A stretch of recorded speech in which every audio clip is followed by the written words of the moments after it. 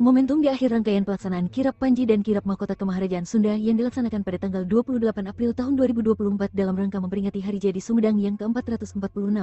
Lili Jamhur Sumawilaga selaku Mahapati dari Karaton Sumedang Larang, KSL, juga sebagai Ketua Pelaksana Kegiatan menyampaikan bahwa baru saja pihaknya menyelesaikan acara Kirap Panji dan Mahkota Kemaharajaan Sunda. Minggu malam, tanggal 28 April tahun 2024. Dikatakan Mahapati KSL Lili Jamhur Sumawilaga bahwa acara tersebut merupakan acara rangkaian kegiatan dari Hari Jadi Sumedang yang ke-446.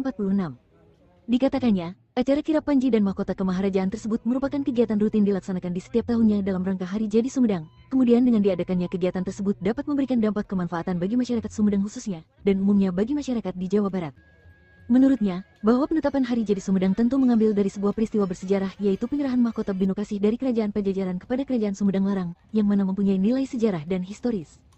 Ia berharap kegiatan tersebut dapat menjadi spirit baru bagi generasi hari ini untuk melangkah lebih maju lagi demi kebaikan Sumedang yang gemah ripah loh jenawi. Alhamdulillah, kita baru saja menyelesaikan acara Kirap Panji dan Mahkota Kemaharajaan Sunda. Acara itu merupakan acara rangkaian kegiatan dari Hari Jadi Sumedang yang ke-446. Dan acara Kirap Panji dan Mahkota Kemaharajaan Sunda ini merupakan kegiatan rutinan yang setiap tahun kita laksanakan dalam rangka Hari Jadi Sumedang. Dan kami mengucapkan selamat Hari Jadi Sumedang yang ke-446. Semoga dengan diadakannya kegiatan ini bisa memberikan dampak kemanfaatan bagi masyarakat Sumedang, khususnya umumnya bagi masyarakat di Jawa Barat, bahwa penetapan Hari Jadi Sumedang ini tentu mengambil dari sebuah peristiwa bersejarah, yaitu penyerahan mahkota Binokasih dari Kerajaan Pajajaran kepada Kerajaan Sumedang Larang.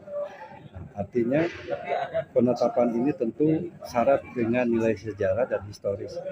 Dan ini semoga saja kegiatan ini bisa menjadi spirit baru bagi generasi hari ini untuk melangkah lebih maju lagi demi kebaikan Sumedang yang gemah ripah loh jinawi. Pelaksanaan Kirap Panji dan Mahkota tahun ini, pertama bahwa ada dua sub kegiatan Kirap Panji dan Mahkota.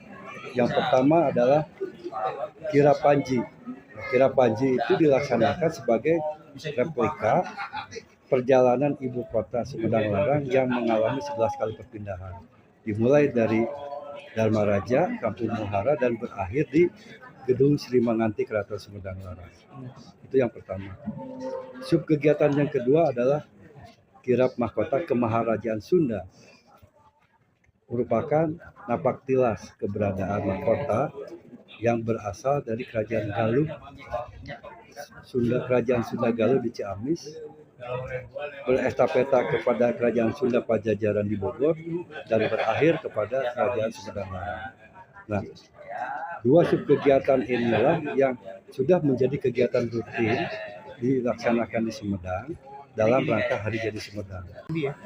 Harapan ke depan mudah-mudahan dengan kita melakukan kegiatan ini bisa memberikan nilai tambah spirit bagi generasi hari ini, bahwa pentingnya kita mengenal masa lalu, pentingnya kita mengenal sejarah untuk dijadikan sejarah yang akan datang yang lebih baik.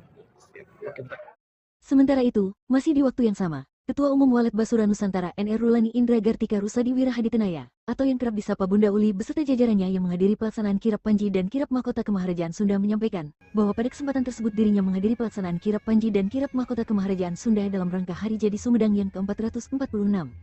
Seperti diketahui sekilas, berdasarkan sumber informasi yang didapat terkait dengan Walet Basura Nusantara adalah sekumpulan penggiat pecinta dan pengrajin dan pelestari panah tradisional Nusantara, khususnya Jamparingan dan Kasumedang yang saat ini menjadi inorga panahan tradisional di bawah naungan Kormi, yang mana mempunyai satu visi misi untuk melestarikan dan mengangkat harkat dan martabat panahan tradisional Nusantara dengan bersatu damai dan saling berjajar. Dikatakan Bunda Uli, bahwa nama Walet Basura diadopsi dari nama pasukan elit Kerajaan Pajajaran, salah satu kerajaan di Nusantara. Walet Pajajaran sebagai pasukan panah perempuan dan Basura sebagai pasukan panah laki-laki kerajaan yang tidak pernah gagal membela negara atau kerajaan saat itu.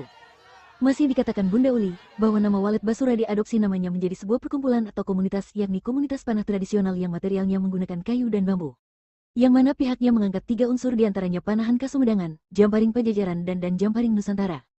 Didirikan pada tanggal 5 Oktober tahun 2021, ia tidak pernah menyangka bahwa Walet Basura Nusantara di usianya yang menginjak hampir 3 tahun, kini sudah tersebar di 15 provinsi dan khususnya untuk di Jawa Barat sendiri hampir semua di kabupaten, kota ada. Dari hal tersebut semoga menjadi contoh bagi generasi muda agar mau melestarikan kearifan lokal yaitu panah tradisional sebagai peninggalan leluhur. Assalamualaikum warahmatullahi wabarakatuh.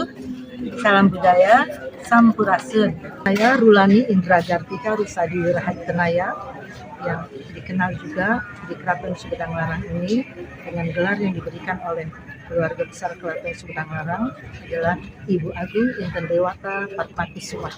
Saya juga Ketua Umum dari Walet Basura Nusantara. Saya kira di Keraton Sumedang Larang ini banyak sekali program budaya yang sangat menarik dan perlu dilestarikan. Saya kira itu sebabnya saya berada di sini. Saya kebetulan berada di Sumedang ini dalam rangka menghadiri hari ulang tahun Sumedang yang ke-446, di mana diadakan acara rangkaian acara dari pagi sampai malam ini. Di antaranya adalah kirap Panji dan kirap mahkota Kemaharajaan Sunda. Lalu dilanjutkan dengan atraksi-atraksi dari setiap peserta kirap. Lanjut juga sampai malamnya ada dinner. Saya ingin menjelaskan sedikit kirap yang saya sertakan, Bunda sertakan, namanya adalah Walet Basura Nusantara. Dulunya berasal dari Walet Basura Pajajaran, ya. Namun ternyata karena sekarang banyak sekali berbagai provinsi, diusulkan oleh Ketua Gormi agar menjadi inorga, sehingga kami sekarang menjadi Walet Basura Nusantara. Namun Walet Basura Pajajaran itu tetap komunitasnya ada. Begitu juga di tiap provinsi komunitasnya. Walet Basura misalnya Singosari, Walet Basura Sriwijaya, jadi ada nama komunitas. Tapi untuk inorganya masing-masing cabang namanya adalah Walet Basura Nusantara. Nah, Walet Basura ini namanya kami ambil dari nama pasukan elit Kerajaan Pajajaran, yaitu pasukan panah yang anti gagal, ya. Jadi Walet Pajajaran ada pasukan panah perempuan yang sangat gagah berani, dan Basura Pajajaran juga merupakan pemanah pria yang sangat tangguh dan luar biasa anti gagal juga, ya. Jadi inilah heroisme dan sifat kepahlawanan dan sifat kesatria yang saling mendukung membantu, ya, tanpa melihat siapa saja dia akan membantu. Nah, Walet Basura kami ambil namanya, kami adopsi menjadi nama sebuah perkumpulan saat itu, menjadi nama sebuah komunitas, yaitu komunitas panah tradisional. Nah, panah kami yang kami angkat hanya dari bambu dan kayu, ya, tradisional, di mana kami mengangkat 3 unsur, yaitu panah Kasumedangan, Jamparing Pajajaran, dan Jamparing Nusantara. Dan kami saat ini tidak kami pernah sangka di dalam usianya yang mungkin hampir 3 tahun, saat ini kami sudah hampir di 15 provinsi, dan kalau di Jawa Barat mungkin hampir semua kota dan kabupaten ada. Mudah-mudahan ini berkah dan anugerah bagi kita semua, dan agar menjadikan contoh bagi generasi muda agar mau melestarikan kearifan lokal, yaitu panah tradisional sebagai peninggalan leluhur kita. Dalam hal ini kita menggarisbawahi program ini kita jalankan sebagai antisipasi keruntuhan budaya, ya, dengan kita melestarikan budaya. Dari Sumedang, Jawa Barat, Rizky Prasetyo mengabarkan.